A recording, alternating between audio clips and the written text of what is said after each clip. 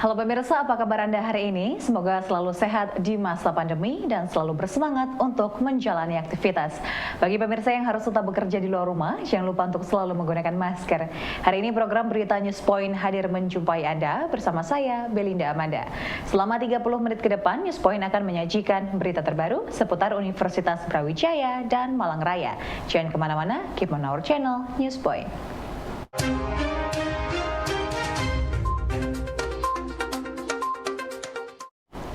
Pemirsa, Badan Amil Zakat Nasional Jawa Timur bersama Pemprov Jatim dan pihak lain seperti Hotel Grand Mercure dan J99 memberikan santunan kepada 1.000 anak yatim dari Malang Raya.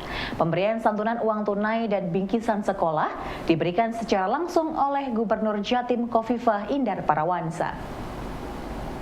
Bahwa kegiatan pada sore hari ini merupakan kegiatan peduli terhadap anak-anak yatim yang kita kemas jumlahnya 1.000 anak.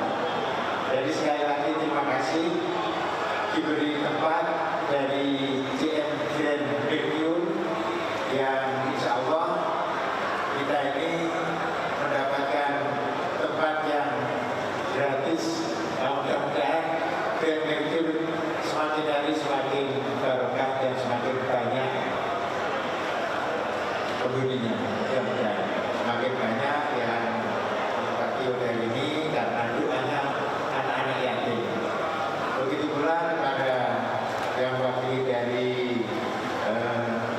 J99 yang telah mengembangkan 1.000 santunan ya Pak ya. Kemudian juga Basnas Kota yang juga ikut membantu sehingga anak-anak ini akan mendapatkan uang transport 100.000, kemudian juga dapat tas dan juga dapat yang lain-lain yang penting nilainya kurang lebih 300.000 rupiah. Ini jumlahnya 1.000 anak. Ini merupakan salah satu kegiatan dari Basnas Jawa Timur bekerja sama dengan yang lain. Pemirsa, peresmian Bandara Trunojoyo di Kabupaten Sumeneb oleh Presiden Jokowi hari ini disambut baik oleh dosen administrasi publik via UB, Dr. Muhammad Said.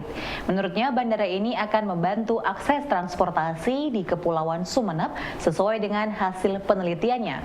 Said menyebut masalah infrastruktur transportasi menjadi hal utama yang menghambat mobilitas warga dan kebutuhan ekonomi di Kabupaten Sumeneb beserta kepulauan yang ada. Kemudahan-kemudahan moda transportasi ini, aksesibilitas ini akan mendorong ya mobilitas manusia dan barang. Saya kira manusia dan barang ini adalah elemen penting bagi kegiatan ekonomi. Manusia yang bepergian dan motivasi-motivasi untuk keluar ataupun masuk ke wilayah Kabupaten Sumeneb ini kan menjadi lebih kuat karena ada fasilitas, ada fasilitas yaitu penerbangan yang layak, gitu, yang bagus, gitu. Itu kan satu untuk manusianya. Untuk kegiatan apa? Kegiatannya macam-macam. Ada kegiatan bisnis, ada kegiatan pariwisata, ada kegiatan-kegiatan lain yang saya kira produktif. Kemudian untuk barang, waktu yang dibutuhkan untuk delivery ya, barang-barang, ya kebutuhan masyarakat ini kan juga akan mempengaruhi harga. Tapi kalau ada pengiriman yang dengan kargo langsung gitu kan, itu kan bisa memotong waktu, bisa memotong biaya gitu kan. Dan ini tentunya akan menguntungkan bagi masyarakat lokal. Gitu.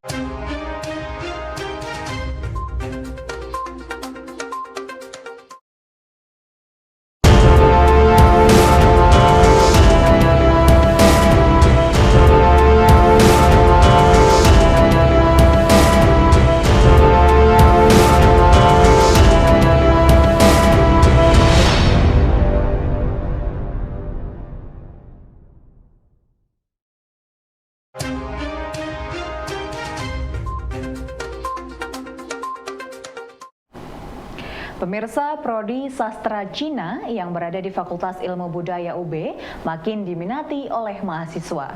Berdiri sejak tahun 2010 dengan sekitar 10 mahasiswa, kini Prodi Sastra Cina memiliki 4 kelas. Menurut dosen Sastra Cina UB, Dia Ayuh Wulan, kenaikan peminat ini dirasakan pada 3 tahun terakhir, sehingga dari 1 kelas bertambah menjadi 4 kelas. Para mahasiswa ini diajari dari nol sampai mahir berbahasa Cina dan juga materi tambahan seperti budaya, bahasa, jurnalistik Cina. Ya baik Mas Sidik. Jadi dulu memang waktu 2010, kami kan berdiri 2010 Mas ya. Angkatan 1 itu angkatan 2010. Itu memang masih sedikit ya, sekitar 10 gitu. Tapi semakin ke sini, mulai 2011 itu semakin banyak Mas. Terutama 3 tahun terakhir. Jadi kalau dulunya kita hanya menerima 2 kelas, terus sekarang ada 3 kelas. Kemudian tahun ini, maksudnya 2021 Mas ya, itu kami ada kelas tuh sampai D. Berarti ada 4 kelas begitu Mas. Jadi memang peminatnya itu semakin banyak seperti itu Mas. Kalau dulu ditanya kenapa alasannya hanya 2 kelas, ya memang waktu itu kan sumber daya manusia kami kan masih sedikit Mas. Tapi sekarang kan dosen-dosennya sudah banyak, dibantu oleh dosen-dosen native speaker, kemudian dosen-dosen kami juga banyak yang lulusan S1, S2 dari Cina langsung Mas ya, orang Indonesia yang kuliah di sana. Jadi saya rasa itu menambah daya tarik mahasiswa untuk berkuliah di kami. Seperti itu Mas. Pemirsa, kesehatan jiwa atau mental health saat ini menjadi salah satu topik yang banyak diperbincangkan oleh masyarakat sejak adanya pandemi. Pembatasan sosial, penurunan kegiatan ekonomi, hingga tuntutan pekerjaan menjadi beberapa hal yang memicu terjadinya masalah kesehatan jiwa. Kesehatan jiwa ini sebenarnya kan kita bicara tentang bagaimana seseorang ini bisa memiliki kemampuan di dalam pengelolaan pikiran, perasaan, dan perilakunya. Sehingga nanti mereka bisa berfungsi secara kondusif, baik secara sosial maupun nanti secara fungsional, Pak. Karena nanti dia harus bisa misalnya kalau mahasiswa harus bisa berfungsi sebagai mahasiswanya, berinteraksi dengan orang lain gitu. Atau kalau kita sebagai seorang pekerja ya kita bisa menjaga hubungan yang harmonis dengan teman-teman sejawat, melaksanakan produktivitas kita sebagai seorang dosen atau sebagai tenaga pendidik. Pemirsa, sidang pleno Senat Akademik Universitas hari ini digelar untuk menentukan 3 calon rektor. Calon rektor terpilih yang akan maju untuk diajukan ke Majelis Wali Amanat. Berikut laporan reporter Newspoint dari lokasi sidang pleno di Gedung Samantakrida. Sahabat UBTV, saat ini saya sedang berada di Samantakrida Universitas Brawijaya untuk mengikuti sidang pleno Senat Akademik Universitas yang akan memilih calon rektor Universitas Brawijaya periode 2022-2027. Sidang pleno ini dipimpin oleh Ketua SAU yaitu Profesor Dr. Insinyur Arifin MS dan juga Sekretaris Senat Akademik UB Profesor Iwan Triyuwono SEAK Mek PhD.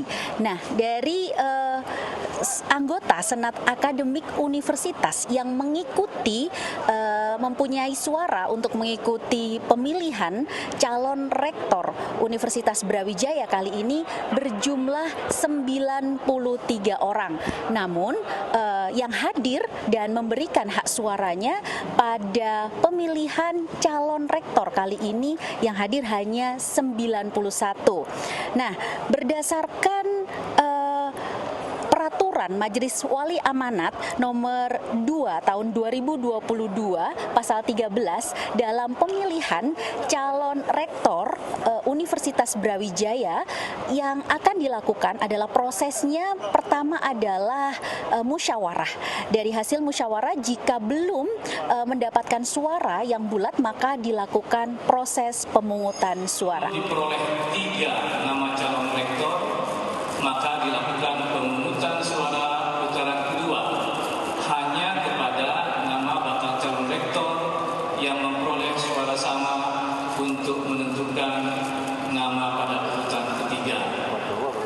seperti yang telah Bapak Ibu ketahui bahwa kita memiliki 6 bakal calon rektor, dan pada acara hari ini adalah bahwa kita akan memilih 3 orang dari 6 bakal calon rektor tersebut. Nah, seandainya pada urutan ketiga itu ternyata ada 2 orang yang jumlah suaranya sama, maka menurut pasal 15 ini kita nanti akan memilih lagi khusus untuk 2 orang tadi itu, sehingga nanti pada akhirnya kita akan memperoleh 1 orang di antara 2 itu, yaitu nanti akan kita serahkan kepada MWA. Jadi genap bahwa calon rektor yang kita serahkan kepada MWA itu berjumlah 3 orang. Jadi ini maksud dari pasal 15. Kemudian pada pasal 16 di situ dikatakan bahwa bakal calon rektor yang memperoleh peringkat suara terbanyak 1 sampai dengan 3 ditetapkan sebagai calon rektor. Nah, ini yang kita serahkan ke MWA tadi itu. Kemudian yang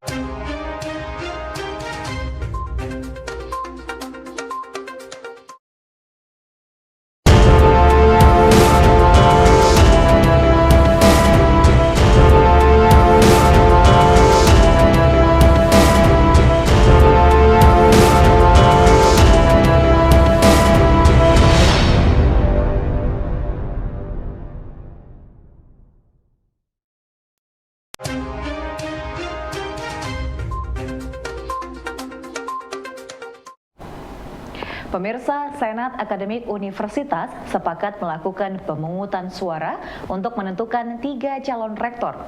Pemungutan suara dilakukan dengan tertib oleh 91 orang anggota SAU. Berikut liputannya selengkapnya. BTV saat ini sedang berlangsung proses pemungutan suara. Jadi ketika tadi pimpinan sidang pleno Ketua Senat Akademik Universitas menawarkan untuk musyawarah, ternyata seluruh anggota Senat Akademik Universitas yang hadir sepakat untuk melakukan pemungutan suara. Dari 93 anggota Senat Akademik Universitas yang berhak mengeluarkan atau menyalurkan suaranya, sudah ada 91 orang dari anggota Senat Akademik Universitas yang hadir dan melakukan pemungutan suara. Tadi kita sempat menunggu 1 orang dari Prof. Sukoso tadi ya, sempat terlambat, terus kemudian ditunggu dan akhirnya berhasil 91 orang semuanya berhasil melakukan pemungutan suara. Sahabat UBTV, bisa kita saksikan bahwa dalam proses pemungutan suara ini disaksikan oleh para anggota Senat Akademik Universitas dan juga oleh para saksi, serta acara ini bisa terselenggara dengan sukses tentunya atas kerjasama dari seluruh panitia pemilihan Rektor Universitas Brawijaya. Dan pada pemilihan calon rektor ini, dari 6 bakal calon rektor yang kemarin sudah melakukan proses kampanye gitu ya, hari ini akan dipilih 3 calon rektor yang akan diajukan untuk ke Majelis Wali Amanat pada tanggal 21 Mei nanti. Majelis Wali Amanat akan mengumumkan rektor baru Universitas Brawijaya. Pemirsa, hasil pemungutan suara Senat Akademik Universitas telah menetapkan 3 calon rektor yang akan maju untuk dipilih oleh Majelis Wali Amanat UB. Siapa saja 3 calon rektor UB periode 2022 sampai 2027? Berikut liputan selengkapnya. Sahabat UBTV, baru saja kita sudah mendengarkan pengumuman hasil penghitungan suara dari 6 bakal calon rektor UB, yaitu Prof.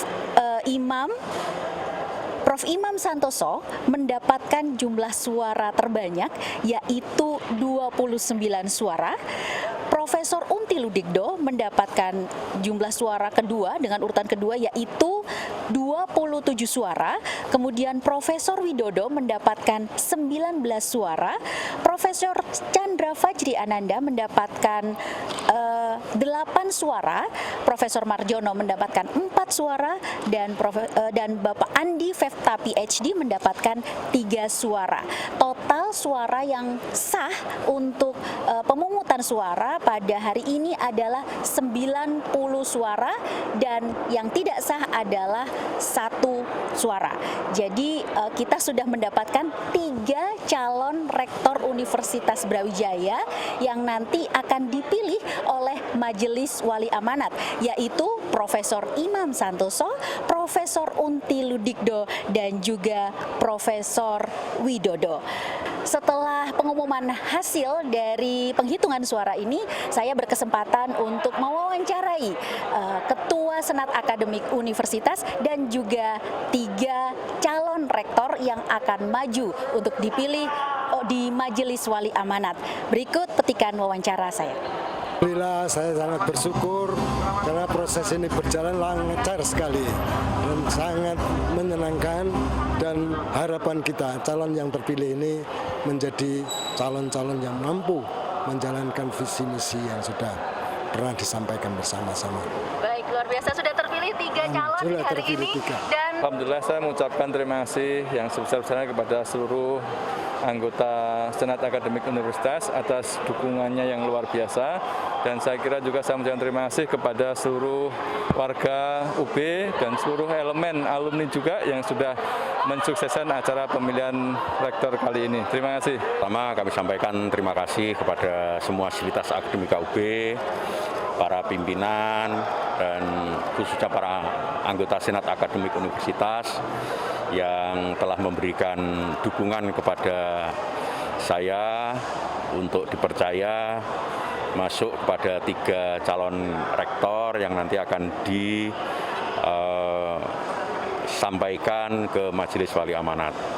Insya Allah semua bakal calon rektor adalah putra-putra terbaik Universitas Brawijaya, dan mudah-mudahan kami bertiga nanti akan dapat melakukan hal yang terbaik selanjutnya, siapapun dari kami yang terpilih kelak. Saya kira ini satu momentum kita untuk melalui proses regenerasi kepemimpinan UB, dan saya kira 3 calon yang masuk ini insya Allah juga sama dengan Pak Funti, 3 putra terbaik dari Universitas Brawijaya. Untuk siapapun yang nanti dipilih oleh MWA akan melanjutkan estafet kepemimpinan UB untuk UB yang lebih maju, yang lebih bereputasi. Pemirsa, arsitektur Masjid Nusantara sejauh ini banyak mengadopsi dari arsitektur lokal yang ada di seluruh kawasan Indonesia. Desain arsitektur Masjid Nusantara ini banyak yang memiliki ciri khas unik. Menurut Abraham Muhammad Rizal, dosen arsitektur UB, desain Masjid Nusantara tidak bisa lepas dari kehidupan masyarakat. Pada umumnya, masjid dengan desain Nusantara mengadaptasi dari desain rumah adat yang ada di wilayah Indonesia. Jadi kalau kita bicara tentang arsitektur Nusantara masjid di sini ya, kalau dari bahasan yang sebelumnya itu kan kita sudah membahas evolusi masjid ini ya. Jadi masjid kita tuh memang memiliki ciri khas sendiri. Salah satunya adalah kita selalu mengadopsi arsitektur lokal. Di arsitektur lokal itu selalu diadopsi mulai dari ujung timur, mulai dari ujung barat ya Sumatera sampai ke timur itu rata-rata memiliki bentuk yang unik, yang khas sesuai dengan daerahnya masing-masing. Contoh misalkan di Sumatera Barat itu ada namanya Masjid Tuwo Kayu Jauh. Itu masjid paling tua di Sumatera Barat, kalau nggak salah sekitar abad 16 itu dibangun ya. Itu bentuknya mirip kayak rumah gadang, tapi dia hampir sama kayak tajuk. Ya, itu mirip sekali, dan itu bangunannya sudah sangat tua. Itu. Terus kita bergeser lagi di daerah Jawa terutama kan banyak sekali, mulai dari Cirebon, mulai dari Jawa Barat, Jawa Tengah apalagi ya banyak sekali, ada Demak, ada Kudus, sampai ke timur juga banyak sekali. Bahkan kalau kita ke Maluku itu kita juga temukan ada bentuk masjid yang menyerupai arsitektur tradisionalnya. Sampai di Kalimantan yang notabene dekat sama Sungai Musi itu arsitektur masjid juga menyerupai arsitektur istana di sekitar kawasan sungai di sekitarnya. Ya. Jadi intinya memang arsitektur itu tidak bisa lepas dari kehidupan masyarakat yang sudah ada. Ya, jadi apakah itu bentuknya, apakah itu penggunaannya, apakah itu pengolahan materialnya, dan ini semuanya sudah sangat kental di situ. Karena ada informasi yang miss di kita ya. Padahal kalau kita mau gali, sebenarnya arsitektur tradisional kita itu sangat kaya dengan informasi itu. Paling gampang material saja. Ya, kalau kita melihat bangunan sekarang dengan material kayu, paling bertahan itu berapa tahun? 50, 60 atau mungkin 70 udah bagus sekali. Tapi kalau kita menilai arsitektur tradisional kita, itu sampai ratusan tahun itu mereka masih bertahan dengan material kayu. Itu hanya dari sudut pandang material saja. Itu banyak sekali yang bisa kita pelajari di sana. Di samping kalau kita bicara masjid, ya di samping bagaimana keberadaan masjid yang notabene mungkin agama baru ya di Nusantara pada saat itu bisa diterima dengan baik. Bahkan itu bisa menjadi identitas baru bagi masyarakat di sekitarnya. Itu menurut saya suatu langkah yang sangat luar biasa. Pemirsa, informasi tadi sekaligus menutup perjumpaan kita hari ini. Jangan lupa untuk selalu menyaksikan News Point setiap hari pukul 19.30 waktu Indonesia Barat hanya di UB TV, Televisi Pendidikan Universitas Brawijaya. Saya Belinda Mada dan seluruh kru yang bertugas pamit undur diri. Tetap patuhi protokol kesehatan, wajib menggunakan masker. Terima kasih dan selamat beraktivitas.